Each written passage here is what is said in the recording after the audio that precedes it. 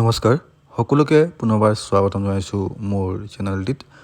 আজি মই চৰকাৰী চাকৰিয়াল তথা পেঞ্চনৰ সম্পৰ্কে এটি গুৰুত্বপূৰ্ণ ইনফৰমেশ্যন লৈ আহিছোঁ। ভিডিঅ'টি আৰম্ভ কৰাৰ আগত সকলোকে এটি ৰিকুৱেষ্ট, আপোনালোকে কাইণ্ডলি মোৰ ভিডিঅ'টি স্কিপ নকৰাকৈ শেষলৈকে চাই থাকিব।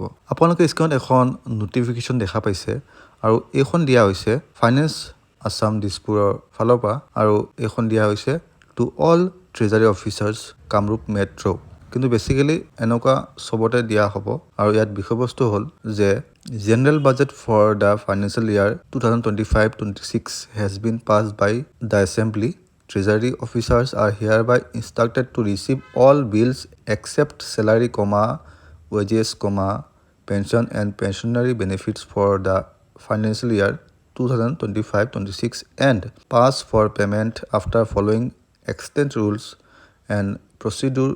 Bills pertaining to salary, wages, pension and pensionary benefit for the financial year 2025-26 shall be received and processed for payment from 7th April 2025.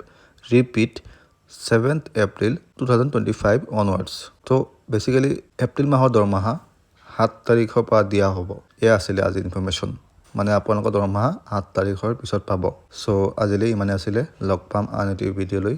তেতিয়ালৈকে stay fit, stay healthy. Bye bye. জয় অসম, জয় হিন্দ।